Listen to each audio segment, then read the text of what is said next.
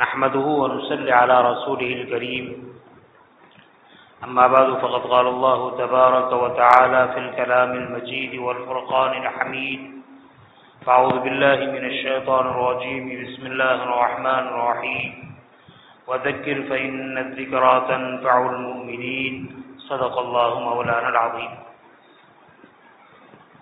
میرے محترم بھائیو، دوستوں اور بزرگوں، چند اہم مسائل کی طرف متوجہ کرنا ہے۔ سب سے پہلی بات تو یہ ہے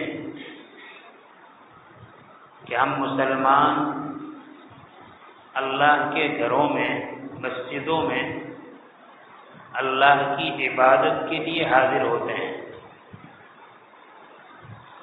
لہذا اس بات کا خاص خیال رکھیں کہ مسجد میں آنے کے بعد ہمارا کام صرف اللہ کی عبادت ہونا چاہیے۔ نفس و شیطان جو ہمارا دشمن ہے وہ اللہ کے گھر میں آنے سے روکتا ہے، اور اگر گھر میں آ گئے تو جلدی آنے سے روکتا ہے، اور اگر کوئی جلدی آ گیا تو اللہ کی عبادت سے روکتا ہے۔ اسی لیے بعض مرتبہ آدمی گھر سے جلدی نکلتا ہے، لیکن مسجد کے باہر مازار کے جو اوٹے ہیں یا مسجد کے اوٹے ہیں اسی پر بٹھلا دیتا ہے۔ بعض مرتبہ آدمی مسجد کے اندر داخل ہو جاتا ہے، لیکن نفس و شیطان اس کو وضو خانے پر مبتلا کر دیتا ہے، وضو کے بہانے بات چیت میں لگا دیتا ہے۔ مومن کا ہر وقت بڑا قیمتی ہے، اور جس وقت کو وہ عبادت کے لیے خاص کر دے اور وہ بہت زیادہ قیمتی ہے، اور عبادت کے لیے مسجد میں آیا تو اس کی قیمت اور بڑھ جاتی ہے۔ لہذا نفس و شیطان یہ چاہتا ہے کہ اگر وہ مسجد میں آ بھی گیا ہے تو وضو خانے پر بات کراتے ہوئے اس کو مشغول کر دے۔ پہلے بھی میں نے عرض کیا، عام طور پر ہماری شکایت یہ ہے کہ نماز میں دل نہیں لگتا ہے۔ نماز میں دل نہ لگنے کے جہاں بہت سارے وجوہات علماء نے بیان فرمائے ہیں، وہاں خاص طور پر دو چیز بیان فرمائی ہیں۔ پہلی چیز ہے آدمی پیشاب پاخانہ کرنے کے بعد اچھی طرح استنجا نہ کرے۔ استنجا میں اچھائی نہیں کی ہے، احتیاط نہیں کیا ہے، خوب اچھی طرح پاکی حاصل نہیں کی ہے، اور پھر وہ نماز پڑھتا ہے، ایسی نماز میں دل نہیں لگتا۔ اور دوسری بات یہ ہے، اگر پیشاب پاخانہ کرنے کے بعد اچھی طریقے سے استنجا کر لیا، پاکی اور صافی حاصل کر لی، لیکن وضو کرنے میں کوتاہی کی تو اس کوتاہی کی وجہ سے بھی نماز میں دل نہیں لگتا۔ دیکھو، وضو بھی ایک عبادت ہے، اور عبادت کو عبادت کے ڈھنگ کے ساتھ کرنا چاہیے۔ علماء نے لکھا ہے کہ وضو کے درمیان آدمی کو دو چیز کا خیال رکھنا چاہیے۔ جن اعضاء کو وہ دھو رہا ہے وہ اعضاء اچھی طرح دھل رہے ہیں یا نہیں، پانی اچھی طریقے سے اس عضو پر پہنچ رہا ہے یا نہیں، عضو پورا بھیگ رہا ہے یا کچھ حصہ خشک ہو رہا ہے، دھیان اس کی طرف دینا چاہیے، اور اس کی طرف دھیان دیتے ہوئے اللہ کے ذکر میں مشغول رہنا چاہیے۔ کون سا ذکر کرے؟ اختیار ہے۔ فقہا لکھتے ہیں کہ وضو کرتے ہوئے دوسرا کلمہ پڑھے، اشہد ان لا الہ الا اللہ واشہد ان محمدا عبدہ ورسولہ۔ فقہا نے یہ بھی لکھا ہے درود شریف پڑھے صلی اللہ علیہ وسلم، اور بزرگوں سے بعض دعائیں بھی منقول ہیں، آدمی کلی کرتا ہے، اللہم اعنی علی تلاوت القرآن وذکرک وشکرک وحسن عبادتک۔ آدمی ناک میں پانی ڈالنا ہے، اللہم اعرفنی رائحۃ الجنہ ولا ترحنی رائحۃ النار۔ اب دیکھو تین چیزیں فقہا لکھتے ہیں، درود شریف پڑھے، دوسرا کلمہ پڑھے، اور جو دعائیں وہ پڑھے۔ بہت اچھی بات ہے۔ آدمی کلی بھی 3 مرتبہ کرتا ہے، ناک میں پانی بھی 3 مرتبہ ڈالتا ہے، اور اعضائے وضو کو 3 مرتبہ دھوتا ہے۔ بہت اچھا ہے۔ پہلی مرتبہ دھوتے ہوئے دوسرا کلمہ پڑھ لیں، کلی کرتے ہوئے دوسرا کلمہ پڑھ لیں، دوسری مرتبہ درود شریف پڑھ لیں، اور دوسری مرتبہ سلف سے، بزرگوں سے جو دعائیں ہیں ثابت منقول ہیں وہ دعائیں پڑھ لیں۔ تو اگر آدمی پورا وضو اس طرح کرے گا، دعاؤں کا انتخاب بھی بہت اچھا ہے، کلی کرتا ہے، اللہم اعنی علی تلاوت القرآن و ذکرک و شکرک و حسن عبادتک، اے اللہ میری مدد فرما قرآن کریم کی تلاوت کرنے پر، آپ کے ذکر پر، آپ کے شکر پر، اور آپ کی بہترین عبادت پر۔ عبادت کروں لیکن آپ کی مدد کے ساتھ۔ کتنی اچھی دعا ہے۔ ناک میں پانی ڈال رہا ہے، دعا کر رہا ہے، اللہم ارحنی رائحۃ الجنہ ولا ترحنی رائحۃ النار۔ درود شریف پڑھ لیا، دوسرا کلمہ پڑھ لیا، دعا کر رہا ہے، اے اللہ مجھے جنت کی خوشبو سکھا دے، جہنم کی بدبو سے میری حفاظت فرما، وہ نہ سکھا۔ اشارہ ہے، اے اللہ جنت عطا فرما، جہنم سے ہاتھ بچا لیجیے، حفاظت فرما دیجیے۔ آدمی چہرہ دھو رہا ہے، پہلی مرتبہ دوسرا کلمہ پڑھ لیا، دوسری مرتبہ درود شریف پڑھ لیا، تیسری مرتبہ پڑھا ہے، اللہم بیض وجہی یوم تبیض وجوہ و تسود وجوہ، اے اللہ جس دن بعض چہرے سفید ہوں گے اور بعض چہرے سیاہ ہوں گے، حسن عمل کی وجہ سے، آپ کے فضل کی وجہ سے بعض چہرے سفید ہوں گے، اور آپ کی ناراضگی کی وجہ سے، گناہوں کی نحوست کی وجہ سے بعض چہرے سیاہ ہوں گے، اے اللہ اس دن میرے چہرے کو سفید بنا دے۔ کتنی بہترین دعا ہے۔ حدیث میں اس کا ثبوت نہیں ہے، بزرگوں سے یہ منقول ہے، پڑھ سکتے ہیں۔ آدمی ایسے ہی بات چیت کرتا رہے، اور بات چیت میں کیا ہے، لغویات ہوتا ہے، ان لغویات کا اثر وہ وضو کرنے پر پڑتا ہے، کمی رہتی ہے گویا کہ پاکیزگی میں، تقوی میں، اللہ سے لو لگانے میں، اور اسی کا اثر نماز سے ظاہر ہوتا ہے کہ دل نہیں رکھتا۔ آدمی ہاتھ دھو رہا ہے، پہلی مرتبہ ہاتھ دھونا شروع کیا، داہنا ہاتھ دھویا، درود شریف دوسرا کلمہ پڑھ لیا، دوسری مرتبہ دھویا، درود شریف پڑھ، کوئی ترتیب بھی ضرور نہیں، پہلی مرتبہ درود شریف پڑھ لو، پھر دوسرا کلمہ پڑھو، پہلی مرتبہ درود شریف پڑھو، پہلی مرتبہ دوسرا کلمہ پڑھو، پھر درود شریف پڑھو، کوئی حرج نہیں۔ اور دعا پڑھتا ہے، اللہم آتنی کتابی بیمینی وحاسبنی حسابا یسیرا، اے اللہ میرا نامہ اعمال میرے سیرے ہاتھ میں عطا فرما، اور میرا حساب آسان فرما۔ پھر بایاں ہاتھ دھو رہا ہے، دعا کر رہا ہے، اللہم لا تؤتنی کتابی بشمالی ولا من ورائی ظہری، اے اللہ تیرے نافرمان بندوں کو، فاسق و فاجر بندوں کو تو نامہ اعمال دے گا تو پشت کے پیچھے سے دے گا، بائیں ہاتھ سے دے گا، اے اللہ مجھے بائیں ہاتھ میں اپنا نامہ اعمال نہ عطا فرما، پیچھے پشت کے پیچھے سے مجھے نامہ اعمال عطا نہ فرما۔ آدمی سر کا مسح کر رہا ہے، سر کا ایک ہی مسح کرنا ہے، اختیار ہے، چاہے درود شریف پڑھے، چاہے دوسرا کلمہ پڑھے، چاہے دعا پڑھے، اللہم اظلنی تحت ظل عرشک یوم لا ظل الا ظل عرشک، اے اللہ اظلنی تحت، اے اللہ آپ اپنے عرش کے سائے کے نیچے جگہ عطا فرمائے جس دن آپ کے عرش کے سائے کے علاوہ کوئی سایہ نہیں ہوگا۔ کتنی بہترین دعا ہے۔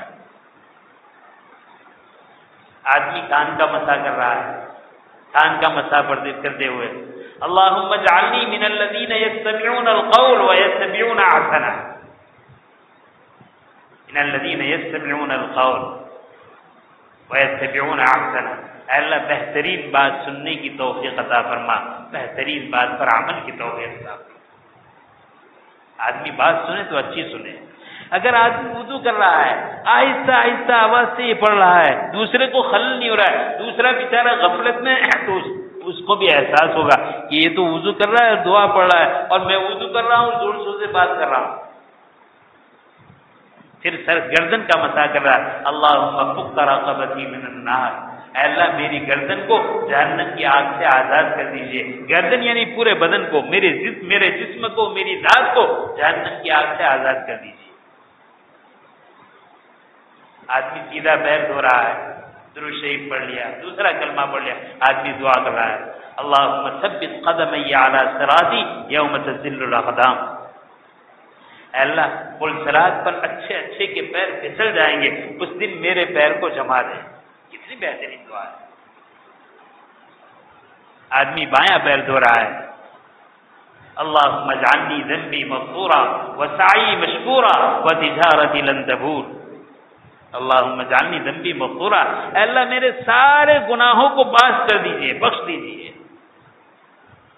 وسعی مشکورا، اور میری ساری کوشش اور کاوشوں کی قدر فرمائیے. شکر مشکورہ قابل قدر بنا دیجیے. وتجارت لن تبور، اور ایسی تجارت جس میں کوئی گھاٹا نہ ہو، ایسی تجارت عطا فرما. عام طور پر ہوتا کیا ہے، نفس و شیطان وضو خانے میں ہمیں زور زور سے بات میں لگاتا ہے، اور بعد میں لگانے کے بعد نقصان کس کا ہوتا ہے معلوم ہے؟ بعض مرتبہ ابھی نماز جماعت سے کھڑی ہونے میں دیر ہے، لیکن اللہ کے بعض بندے مسجد میں عبادت میں مشغول ہے. کوئی سنت پڑھ رہا ہے، کوئی نفل پڑھ رہا ہے، کوئی قرآن کریم پڑھ رہا ہے، کوئی تسبیحات پڑھ رہا ہے. اب وہاں زور زور سے بات ہو رہی، یہاں خلل پڑتا ہے، اور اس بیچارے کو خبر بھی نہیں، وہ اپنی دنیا میں مست ہے. کبھی ایسا ہوتا ہے کہ نماز شروع ہو گئی، امام صاحب زور سے قرات کر رہے ہیں، اور ہم ہے کہ زور زور سے بات کر رہے ہیں، ہمیں پتہ نہیں، اور اس کا نقصان اور اس کا خلل امام صاحب کو پڑ رہا ہے، پڑھنے میں تکلیف ہو رہی ہے، اس کو معلوم نہیں. بہت بڑا گناہ ہے. امام صاحب کے نماز میں خلل ڈالنے والا کوئی بھی کام شریعت اسلام میں اس کی اجازت نہیں. امام کی بات تو بہت دور رہی، انفرادی طور پر لوگ الگ الگ عبادت کر رہے ہیں، نماز پڑھ رہے ہیں، تسبیح پڑھ رہے ہیں، قرآن پڑھ رہے ہیں. شریعت کا حکم یہ ہے کہ لوگ عبادت میں مشغول ہو، زور سے سلام کر کے اندر داخل نہ ہو، تمہارے سلام سے لوگوں کو خلل ہوگا. علماء نے لکھا ہے اگر فرض نمازوں کا وقت نہیں، آرام کا وقت ہے، اور معتکف اپنے کمرے اپنے حجرے میں آرام کر رہا ہے مسجد میں، آپ کو قرآن کریم زور سے پڑھنے کی اجازت نہیں، آپ کو ذکر و اذکار زور سے کرنے کی اجازت نہیں ہے. عبادت ہے، لیکن اس عبادت کی وجہ سے جو معتکف اپنے مناسب وقت میں سو رہا ہے، اس کے سونے میں خلل پڑ رہا ہے. اس خلل کی وجہ سے شریعت اسلام نے اس کی اجازت نہیں دی. میں بہت محبت سے عرض کروں گا، ذرا سوچے کہ ہم وضو خانے پر بیٹھ کر زور زور سے باتیں کریں، امام کو خلل ہو، اللہ کی نظر میں یہ کام کتنا برا ہوگا، اللہ کو کتنا ناپسند کرنے والا ہوگا. پھر اس کے بعد اگر کوئی وضو کر کے آ بھی گیا تو چلتے ہوئے بھی اس کی بات جاری ہے، جماعت خانے میں داخل ہو گیا اس کی بات جاری ہے، وہ اپنی بات میں مشغول ہے، اور وہ یہ سمجھتا ہے میں اپنی بات کر رہا ہوں، اس سے کیا ہے، حالانکہ نمازیوں کو، مصلیوں کو، عبادت کرنے والے کو اس سے خلل پڑ رہا ہے.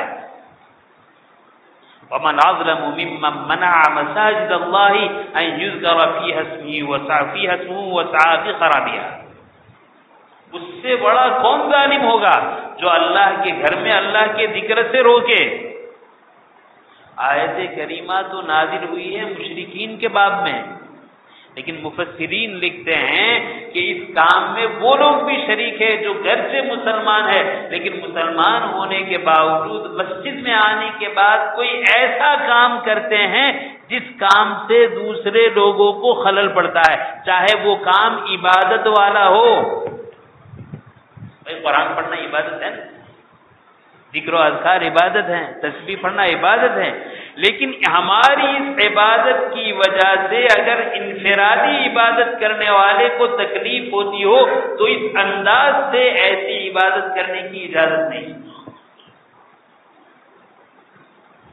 پھر بارہا میں عرض کرتا ہوں، ہم لوگ مسجد میں آتے ہیں نماز پڑھنے کے لیے، فجر کے باب میں تو مسئلہ یہ ہے، فجر کی نماز شروع ہو گئی، ہماری سنت باقی ہے، ہمیں یہ اطمینان ہے کہ دوسری رکعت یا آخر میں دوسری رکعت کا قاعدہ ہمیں مل جائے گا، تو جماعت خانے سے باہر ہمیں اپنے فجر کی سنت پڑھنی چاہیے، جماعت خانے کے اندر نہیں، جماعت خانے سے باہر۔ جماعت خانے میں جہاں نماز شروع ہو چکی ہے وہاں فجر کی سنت اندر پڑھنا یہ بھی مکروہ ہے، سخت مکروہ ہے۔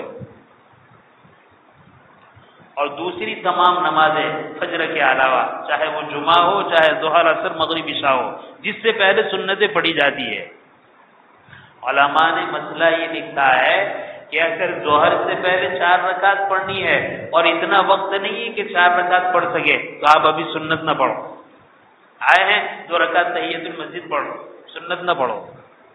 آپ کے سنت میں مشغول ہونے کی وجہ سے اگر آپ کی تکبیر اولیٰ چھوٹ جائے تو یہ سنت پڑھنا بہتر نہیں ہے، ابھی نہ پڑھو، اس لیے کہ اس سنت سے زیادہ اہمیت تکبیر اولیٰ کی ہے۔ ہمیں تو تکبیر اولیٰ کو کیا احساس ہی نہیں ہے۔ ہمارا حال یہ ہے، مسلمان ہے، اہل علم ہے، اہل دعوت ہے، اہل خانقاہ ہے، لیکن تکبیر اولیٰ کا کوئی اہتمام نہیں۔ ہماری مسجدوں کا حال یہ ہے، ظہر عصر مغرب عشاء فجر کی تکبیر کے لیے مکبر جب تکبیر کہتے ہیں تو مکبر کے دو مصلی اس طرف کھڑے ہیں، 2 اس طرف کھڑے ہیں، 2 داہنی طرف، 2 بائیں طرف، پھر بعد میں لوگ آتے ہیں۔ قرآن و سنت سے یہ معلوم ہوتا ہے کہ لوگوں کو صف اولیٰ کے ثواب کا علم ہو جائے تو لوگ صف اولیٰ کو حاصل کرنے کے لیے جھگڑا کریں، لیکن صف اولیٰ کو نہ چھوڑیں۔ تکبیر تعلیمہ، تکبیر اولیٰ کتنی فضیلت کی چیز ہے، ہمیں اس کا کوئی احساس نہیں۔ علماء نے لکھا ہے کہ اگر ظہر کی سنت میں، جمعہ کی سنت میں مشغول ہونے کی وجہ سے تمہیں معلوم ہے کہ 4 رکعت پڑھنے کا موقع نہیں ہے، اگر ہم سنت شروع کریں گے تو تکبیر اولیٰ چھوٹ جائے گی، ابھی سنت نہ پڑھے، نماز پڑھے پھر بعد میں سنت پڑھے۔ لیکن عام طور پر ہم عبادت میں اپنی منمانی کرتے ہیں، آئے دیکھا 2 منٹ ہے، 3 منٹ ہے، نماز شروع کر دی کہ بعد میں جماعت تو مل جائے گی، ارے تکبیر اولیٰ چھوٹ رہی ہے، لیکن ہمیں اس کی قدر نہیں۔ اللہ کے گھر میں اللہ کی شریعت کے خلاف اپنی منمانی کرنا بہت بری چیز ہے، چاہے مستحب چھوٹ رہا ہو۔ اس لیے کہ آج منمانی کر کے مستحب چھوڑا ہے، کل سنت چھوٹے گی، پرسوں واجب چھوٹے گا، پھر فرض چھوٹے گا، پھر نماز چھوٹ جائے گی۔ شیطان دھیرے دھیرے بہکاتا ہے، ایک دم نہیں بہکاتا۔ تو اس بات کا خاص خیال رکھیں، اگر نماز کون سی ہے، اگر نماز عصر کی ہے، نماز عشاء کی ہے، تو جس طرح عصر سے پہلے 4 رکعت سنت ہے، عشاء سے پہلے لوگ 4 رکعت پڑھتے ہیں، اگر وقت میں کمی ہے 2 رکعت پڑھ سکتے ہیں، کوئی حرج نہیں۔ ظہر میں تو 4 رکعت سنت مؤکدہ ہے ایک سلام کے ساتھ، عصر میں، عشاء میں اگر وقت 3 منٹ کا ہے آپ 2 رکعت پڑھ سکتے ہیں، 2 رکعت پڑھ لیں، 4 نہ پڑھیں۔ مغرب میں تو کوئی سوال ہی نہیں۔ پھر خاص طور پر اہتمام اس کا کرنا ہے کہ ہم اپنی صفوں کو درست کریں۔ میں تو کہہ کر تھک گیا، لیکن لوگ اس کی طرف توجہ نہیں کرتے، بعض مرتبہ اہل علم بھی اس میں چوکتے ہیں۔